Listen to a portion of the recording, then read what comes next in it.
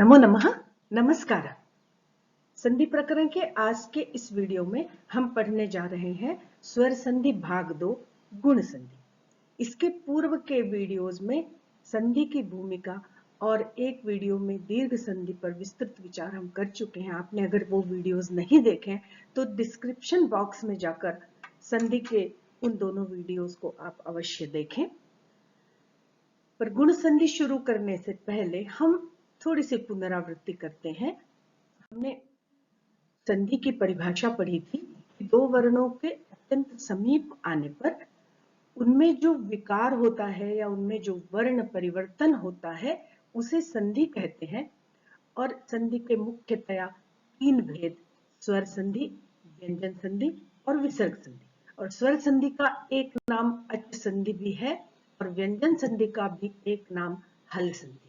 इसके बाद हमने स्वर संधि की परिभाषा देखी कि जैसे दो वर्णों के अत्यंत समीप आने पर संधि होती है तो दो स्वर जब आपस में मिलते हैं, मतलब धन के दोनों ओर जब स्वर होते हैं और वहां कोई वर्ण विकार या परिवर्तन होता है तो उसे स्वर संधि कहते हैं।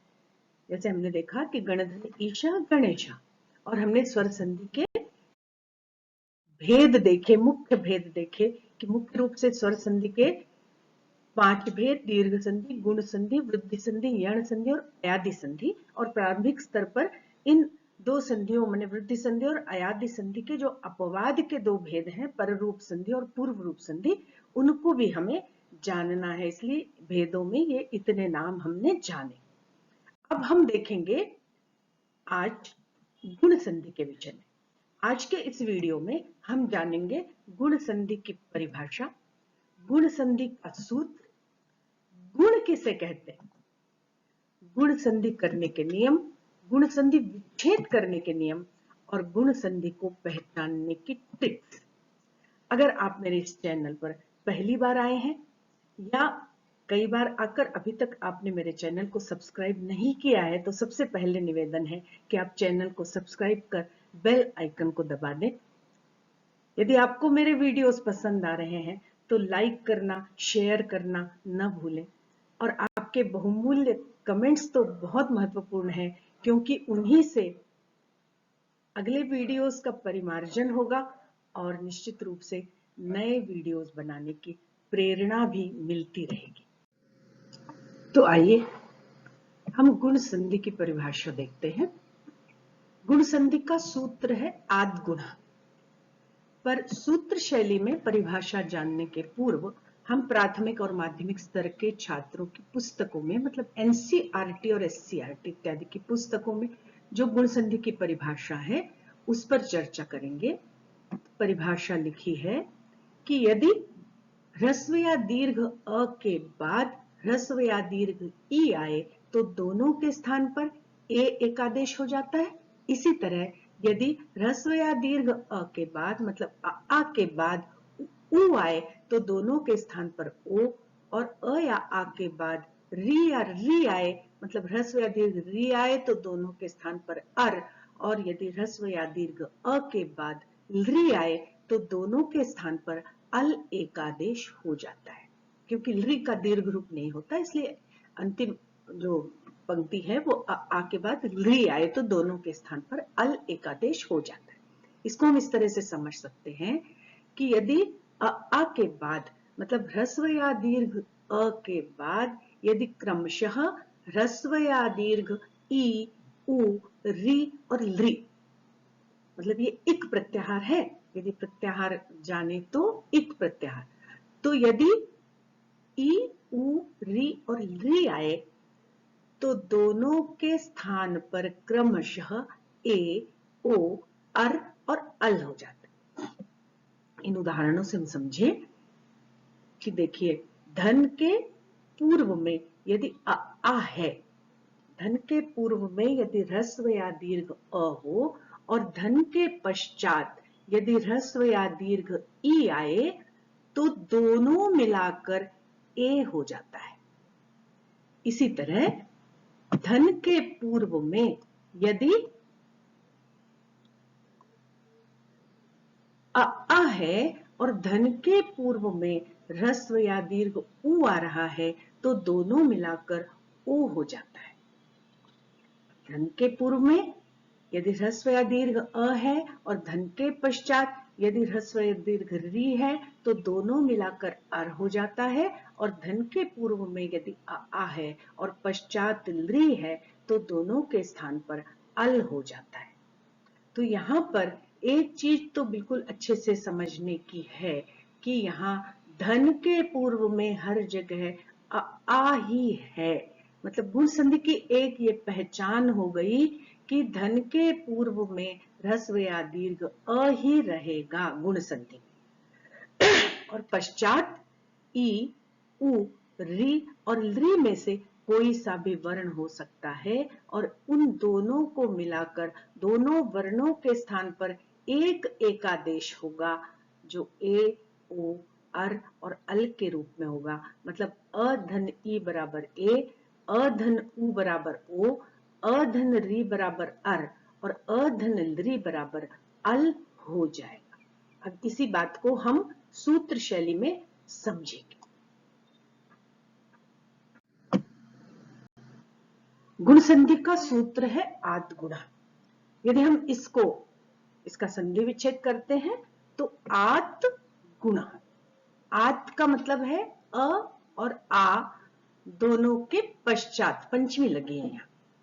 अ और आ के पश्चात कोई आता है तो गुण हो जाता है। कौन आता है? वो अनुवृत्ति आगे पहले के सूत्र से आती है। तो क्षम्यताम, इको यणची में से अच्छी की अनुवृत्ति आती है। तो आत गुणः अच्छी, मतलब आ के बाद अची, अच मने स्वर आने पर गुण हो जाता है।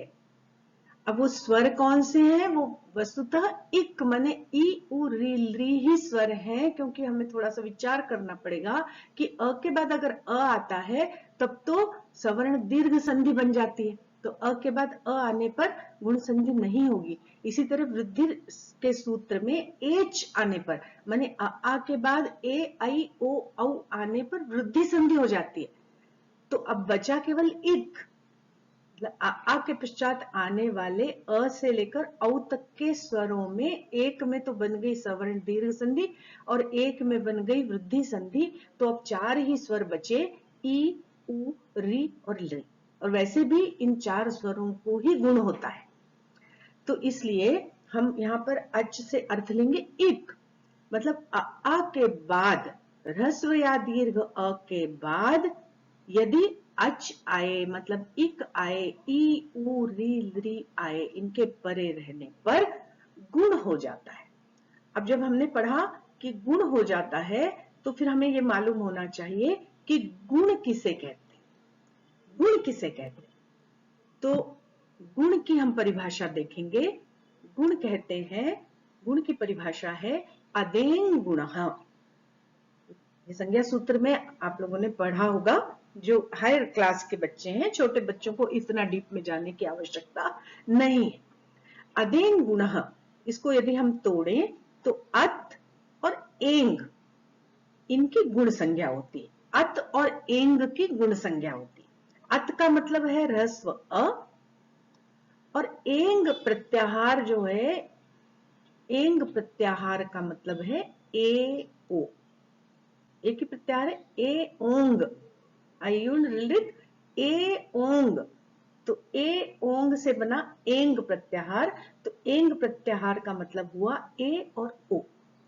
तो कह रहे अ, ए और ओ, केवल इन तीन वर्णों को गुण कहते हैं, केवल इन तीन वर्णों की गुण संज्ञा होती है। तो इसके हिसाब से ये गुण संधि की परिभाषा बनी कि अ आ के बाद यदि इक आए माने ई उ री आए तो उनके स्थान पर गुण मतलब अ, ए और ओ हो जाता है। अब कैसे होगा? तो जो स्थानांतरतम माने जिन वर्णों के उच्चारण स्थान और आभ्यंतर प्रयत्न जो एक जैसे होंगे उनके स्थान पर वो होगा। तो हम अगली स्लाइड में इसको जानेंगे। देखिए, हम देखते हैं कि किस वर्ण के स्थान पर क्या आदेश होता है।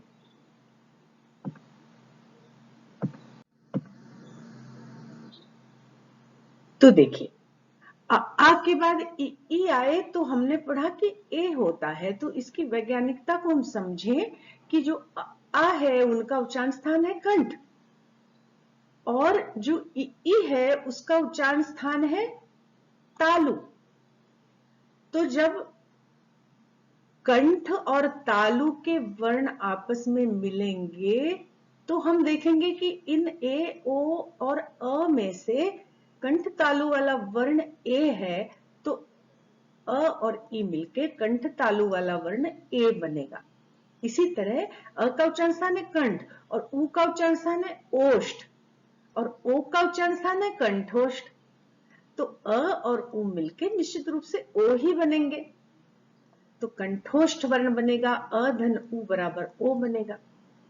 अब बचा री और री, तो अ का उच्चारण स्थान तो कंठ है, पर री का उच्चारण स्थान मूर्धा है और री का उच्चारण स्थान दंत है, और ये कंठ तालु और कंठोष्ठ के ये समकक्ष नहीं है। अभ्यंतर प्रयत्न और बाह्य प्रयत्न की दृष्टि से ये ए और ओ वर्ण उनके लिए सवर्ण नहीं है, इसलिए री के स्थान पर होगा केवल अ। और एक और सूत्र है उरण रपर नाम का, वो कहता है कि री और री को जब गुण होता है तो केवल अ नहीं होता, री की जगह पर गुण होता है अर और री की जगह पर गुण होता है अल। तो इस तरह से री के स्थान पर अर और री के स्थान पर अल हो जाए। तो अब इस तरह से हम देखें कि आ धन ई बराबर ए, आ धन उ बराबर ओ, आ धन री बराबर अर और आ धन री बराबर अल। इसको यदि हम अच्छे से ध्यान में रखेंगे तो हमारी गुण संधि करने में हमें कोई परेशानी नहीं होगी। फिर भी हम आगे अब संधि करके और संधि विच्छेद करके हम इन सारी बातों को समझ, तो हम उदाहरणों के माध्यम से गुण संधि को समझते हैं। गुण संधि का एक उदाहरण हम लेते हैं, देवधन इंद्र और बनता है देवेंद्र। अब देव का व और इंद्र का ई, ये दोनों समीप आ रहे हैं और हमारी गुण संधि की स्थिति यहाँ पर निर्मित हो रही है। तो हमने देव में से हमने अ निकाल लिया और इंद्र में से ई निकाल लिया, और हमारी गुण संधि कहती है कि अ और ई मिलके ए बनता है। तो देव का अ और इंद्र का ई, ये दोनों जब मिले आपस में तो ये मिलकर बन गए ए। अब यहां बना देव ए और इंद्र। अब ये वाला जो देव है इसमें से हमने अ निकाल लिया था, तो यहाँ पर हलंत व बचा है। अब इसमें हम जब ए मिला देंगे तो हो जाएगा देवे, और ये इंद्र, तो ये पूरा मिला के शब्द बनेगा देवेंद्र। अगला उदाहरण देखते हैं, अ का ही नर धन उत्तम। अब यहां पर भी देखिए नर का अ और उत्तम का उ, ये दोनों पास आए हैं, मतलब अ और उ मिल रहे हैं, ये भी गुण संधि की शर्त को पूरा कर रहे हैं। तो हमने नर में से अ निकाल लिया तो ये बचा नर अ, नर हलंत र उ, अ और उ, और यहाँ बचा तमह। अब ये अ और उ पास आए और इन दोनों को मिलाकर एक आदेश हो गया ओ। अ और उ मिलके बन गए ओ। यहां बचा तमह, तो नर ओ तमह। अब नर का ये हलंत र है, इसमें ओ मिला तो ये बना नरो, और शब्द बनेगा नरोत्तमः। नर ओ तमह और शब्द बना नरोत्तम। इसी तरह हम अन्य उदाहरण भी देखेंगे।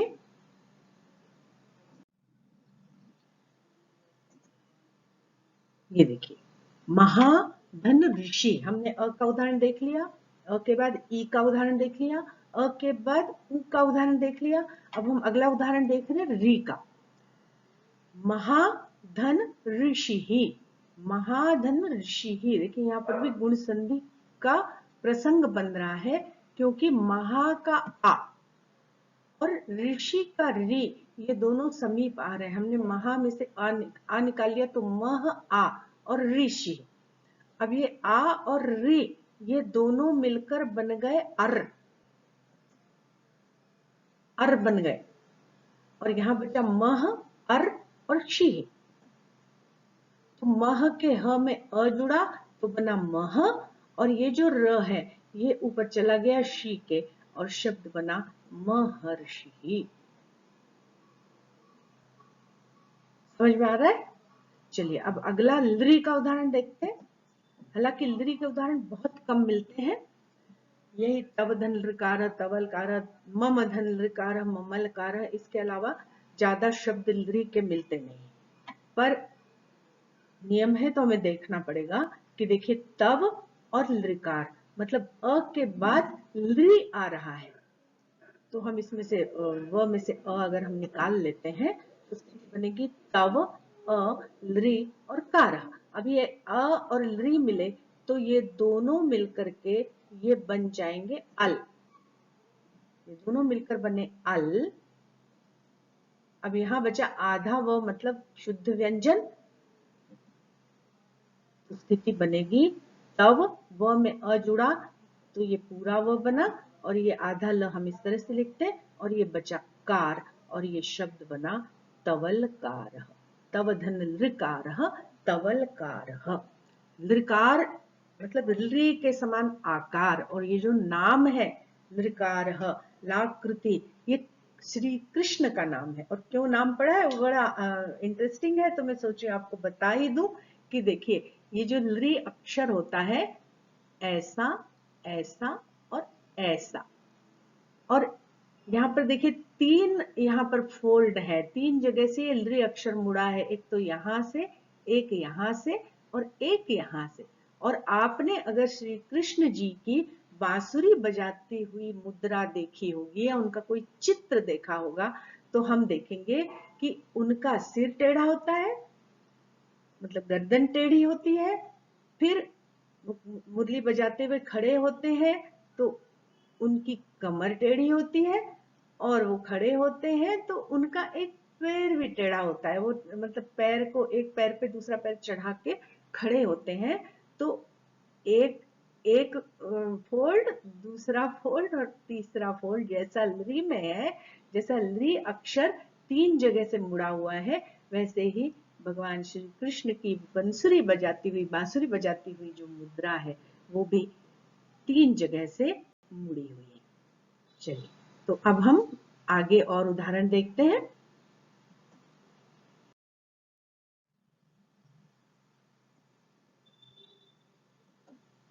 देखिए हमने गुण संधि के उदाहरण में अधन ई बराबर ए, अधन उ बराबर ओ, अधन री बराबर अर और अधन री बराबर अल देखा है। तो हम क्रमशः एक एक उदाहरण देखते हैं। देखिए अ और ई मिलके ए कैसे बनता है। तो देखिए उपधन इंद्र, उपेंद्र, यहाँ पर उप का अ और इंद्र का ई आया और दोनों मिलकर बन गए ए, और शब्द बना उपेंद्र। अगला देखिए देवधन इंद्र, देवेंद्र, देव का अ, इंद्र का ई, दोनों मिलके हुए ए, और शब्द बना देवेंद्र। गणधन ईश, गणेश। अब देखिए यहाँ जो उपधन इंद्र था, यहाँ दोनों तरफ ह्रस्व स्वर थे, देव इंद्र में भी दोनों तरफ ह्रस्व स्वर थे। यहाँ देखिए गण में यहाँ ह्रस्व है, और धन के बाद में दीर्घ है, मतलब ह्रस्व और दीर्घ मिलके भी ए ही बन रहा है। गणधन ईशः, गणेशः। अगला उदाहरण देखिए महाधन ईशः, यहाँ पर महा का आ दीर्घ आ है और ईश का ई भी दीर्घ ई है, ये दोनों मिले फिर भी ए ही बना है। और नरधन ईशः में पूर्व में ह्रस्व स्वर है और पश्चात में दीर्घ स्वर है, फिर भी दोनों मिलकर ए ही बने हैं। और लताधन इव में पूर्व में दीर्घ स्वर है, पश्चात में ह्रस्व स्वर है, फिर भी आ और ई मिलके भी ए ही बने हैं। तो यहाँ पर इन उदाहरणों के माध्यम से यह बताना चाह रही हूं मैं आपको कि धन के दोनों ओर अ के बाद ई होना चाहिए। अभी हम ई के उदाहरण ही देख रहे हैं। अ के बाद ई होना चाहिए, केवल इतनी सी शर्त है, चाहे इस तरफ ह्रस्व या दीर्घ कोई सा भी अ हो और धन के बाद में भी ह्रस्व या दीर्घ कोई सी भी ई हो, दोनों के स्थान पर ए ही होगा, आई इत्यादि नहीं होंगे, ए ही होगा। चलिए अब हम कुछ उदाहरण ऊ के भी देखते हैं।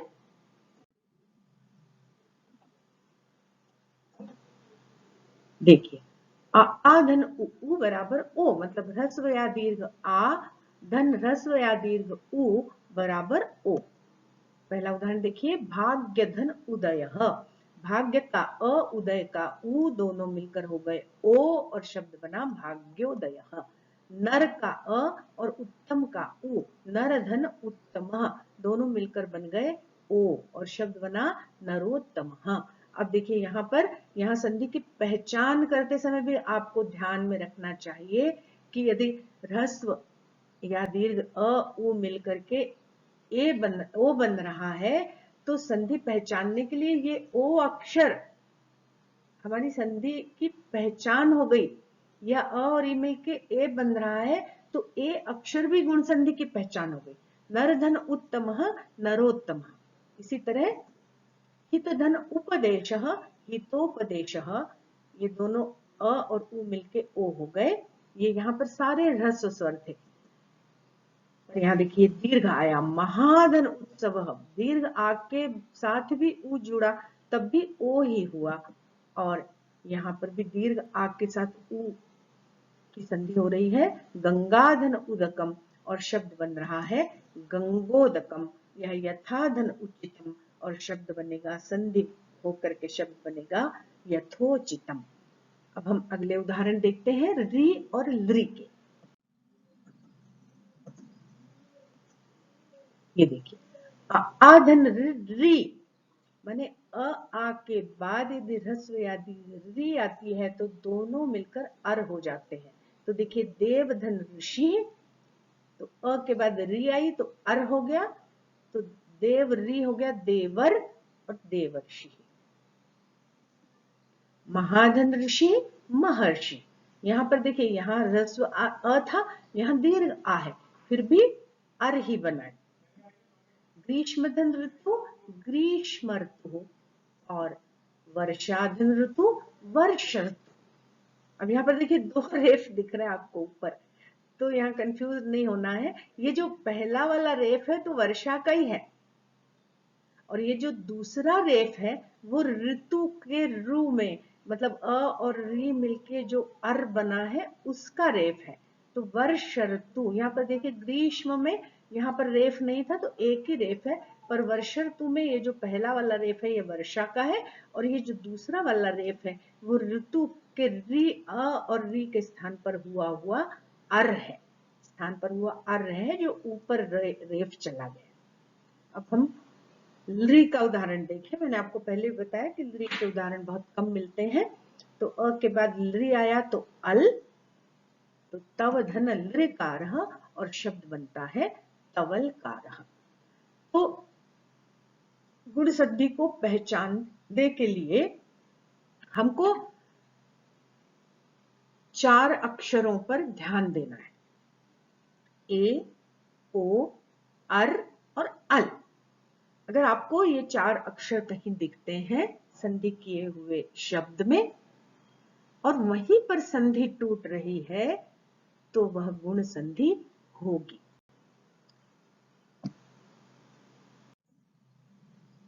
अब हम देखते हैं कि संधि विच्छेद करने के क्या नियम है, क्या ट्रिक्स है। संधि करते समय तो ज्यादा तकलीफ नहीं है, क्योंकि चाहे ह्रस्व हो चाहे दीर्घ हो, दोनों मिलाकर एक अक्षर जो बन रहा है हमको वही बनाना है। पर विच्छेद करते समय हमको यह ध्यान रखना पड़ेगा कि धन के पूर्व में और धन के पश्चात जो शब्द बन रहे हैं उनमें हम ह्रस्व स्वर लगाएं या दीर्घ स्वर लगाएं।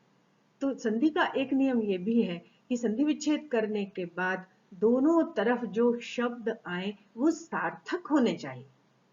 तो हमें अपनी बुद्धि का उपयोग करके और अपने जो पूर्व ज्ञान है उसका उपयोग करके हमें ये पता करना पड़ेगा कि सार्थक शब्द कौन सा है। अब देखिए इस उदाहरण में हम देखते हैं कि देवधन इंद्र बनता है देवेंद्र। तो देवधन इंद्र देवेंद्र अगर संधि करनी हो तब तो कोई ऑप्शन होता ही नहीं है, दोनों मिलकर ए ही बनता है। पर अगर देवेंद्र शब्द आया और हमसे कहा कि देवेंद्र का संधि विच्छेद कीजिए, तो ये तो समझ में आ गया कि ये ए है, मतलब अ धन ई बराबर ए है। पर अ भी ह्रस्व या दीर्घ हो सकता है, ई भी ह्रस्व या दीर्घ हो सकती है। तो हम यहां पर लिखेंगे, दोनों करके देखेंगे। अगर बिना किए हमको समझ में आ रहा है कि हाँ देव शुद्ध शब्द है, इंद्र शुद्ध शब्द है, तो हम देवधन इंद्र लिख देंगे। पर अगर हमें समझ में नहीं आ रहा है तो हम देव भी लिख के देखेंगे और देवा भी लिख के देखेंगे, और फिर हम देखेंगे कि देव सही है कि देवा सही है। फिर हमें समझ में आया कि नहीं, ये देवा शब्द गलत है, देव सही है। तो धन के इस तरफ हमने लिख दिया देव। अब यहां भी ऑप्शन में ह्रस्व ई भी आएगी और दीर्घ ई भी आएगी, तो हम इंद्र और इंद्र दोनों शब्द बन सकते हैं। तब हमें समझ में आएगा कि इंद्र शब्द शुद्ध है और इंद्र शब्द अशुद्ध है, तो हम यहाँ पर ह्रस्व ई लिखेंगे। पर अगले उदाहरण में देखिए, गणधन ईशः, तो यहां पर भी ए बन रहा है, इसका मतलब अ धन ई बराबर ए है। तो यहां पर अ भी हो सकता है, आ भी हो सकता है, तो गण भी हो सकता है, गणा भी हो सकता है। इसी तरह यहां पर भी इश भी हो सकता है, ईश भी हो सकता है। तो हम देखेंगे कि गण सही है कि गणा सही है। तो गणा तो अशुद्ध है, तो हमने यहां लिखा गण। और इसी तरह इश शब्द सही है कि ईश शब्द सही है। तो ईश शब्द सही है, इश गलत है, तो हम ई नहीं लिखेंगे, हम दीर्घ ई के साथ लिखेंगे ईशः, गणधन ईशः। अगला देखिए, महेशः। अब यहां पर भी मह, मह या महा, इश या ईश, क्योंकि अ और ई मिलके ए बना है, तो मह भी हो सकता है, महा भी हो सकता है। इसी तरह इश भी हो सकता है, ईश भी हो सकता है। अब हमें अपना दिमाग, अपनी बुद्धि लगा करके ये तय करना पड़ेगा कि ह्रस्व लगाएं या दीर्घ लगाएं। तो यहाँ हम देखते हैं कि मह शब्द तो अशुद्ध है, महा शब्द सही है, तो हम मह नहीं लिखेंगे, हम लिखेंगे महा। इसी तरह इश नहीं होता, ईश होता है। बड़ी ई की मात्रा वाला शब्द शुद्ध है और छोटी ई की मात्रा वाला इश शब्द अशुद्ध है, तो हम यहाँ पर क्या लिखेंगे, ईश लिखेंगे। मतलब धन के दोनों ओर हम मात्रा ह्रस्व लगाएं या दीर्घ, ये हमारी बुद्धि पर निर्भर करता है। हमें ये तय करना पड़ेगा कि कौन सा शब्द शुद्ध है, कौन सा स्वर शुद्ध होगा, और कौन सा स्वर लगाने पर जो शब्द बन रहा है वो शुद्ध नहीं हो रहा है। चलिए और उदाहरण देखते हैं। हितोपदेशः, इसको तोड़ना है, इसका विच्छेद करने के लिए आया। तो ये देखिए यहाँ ओ दिख रहा है, इसका मतलब ये अ और उ मिलके ओ बना है। तो ये तो क्लियर हो गया कि ये गुण संधि है। तो अब हम क्या करेंगे कि हित और उपदेश दोनों में हम दोनों मात्राएं लगा के देखेंगे। तो हित और हिता दोनों में से हमको सही लगेगा हित, और उपदेश और उपदेश दोनों बनेगा, पर शुद्ध उपदेश है, उपदेश नहीं। तो हम उपदेश नहीं लिखेंगे, उपदेश लिखेंगे, और हम संधि विच्छेद करेंगे, हित धन उपदेश। इसी तरह महाधन उत्सव, और शब्द बनता है महोत्सव। और महोत्सव की जब हमें महोत्सव का जब हमें विच्छेद करने के लिए आएगा, तो हमें ये ओ देखकर हमें ये समझ में आएगा कि ओ है और दोनों तरफ स्वर है, तो ये निश्चित रूप से गुण संधि है। फिर हम इसको तोड़ेंगे, मह धन उत्सव सही नहीं है, महा धन उत्सव सही है। तो हम ह करके भी देखेंगे, हा करके भी। इसी तरह उत्सव और उत्सव दोनों करके देखेंगे, तो उत्सव सही है, उत्सव गलत है, मह गलत है, महा सही है, और हम इसकी संधि तोड़ेंगे, महाधन उत्सव। इसी तरह ऋ के उदाहरण देखिए, देवधन ऋषि, देवर्षि। हमें संधि विच्छेद करने के लिए आता है देवर्षि, और हमको ये अर दिखा, अर दिखा, इसका मतलब ये गुण संधि है। अर कैसे बनेगा, अ और री मिला के अर बनेगा। तो इसका मतलब यहाँ पर देव और ऋषि ये दो शब्द बनने हैं, मतलब यहाँ अ आएगा और यहाँ री आएगा। अब ह्रस्व आएगा कि दीर्घ, वो हमारे कॉमन सेंस पे डिपेंड करेगा। हम देव और देवा दोनों में से तय करेंगे क्या शुद्ध है, तो यहाँ देव शुद्ध है। इसी तरह ऋषि और ऋषि, दीर्घ री वाला शी, दीर्घ री के साथ शी नहीं होता, तो ये भी अशुद्ध है। तो हम लिखेंगे देवधन ऋषि, देवर्षि। अब अगला शब्द देखिए, महाधन ऋषि ही महर्षि। तो महर्षि यहाँ पर अर आया है, अर ये ऊपर र दिख रहा है, अर इसका मतलब गुण संधि है।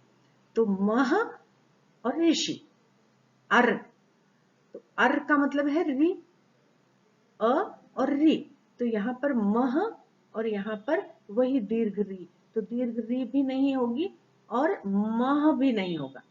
महा सही है और ऋषि सही है, तो महाधन ऋषि और शब्द बनेगा महर्षि। तो अब हम जाने कि हमारी संधि अगर ए पर टूट रही है, ओ पर टूट रही है और ऊपर रेफ लगा है या आधा ल है।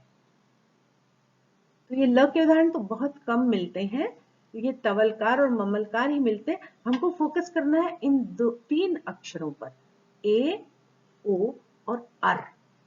ये तीन अक्षर अगर दिख रहे हैं और संधि टूटने के बाद अगर दोनों तरफ स्वर आ रहे हैं तो निश्चित रूप से वो गुण संधि ही होगी। हाँ, आगे की संधियों में भी ए पर ओ पर संधि टूटेगी, पर वहां स्थिति ऐसी नहीं बनेगी, वहां स्थितियां अलग बनेगी और उन संधियों को पढ़ते समय हम उन संधियों के विषय में भी विस्तार से पढ़ेंगे। तो इस तरह से ये हमारे सारे उदाहरण पूरे होते हैं। आज के लिए बस इतना ही। अगर आपने अभी तक मेरे चैनल को सब्सक्राइब नहीं किया है तो जल्दी से सब्सक्राइब कीजिए, बेल आइकन को दबाइए। बहुत मेहनत से आपके लिए वीडियो बना रही हूँ।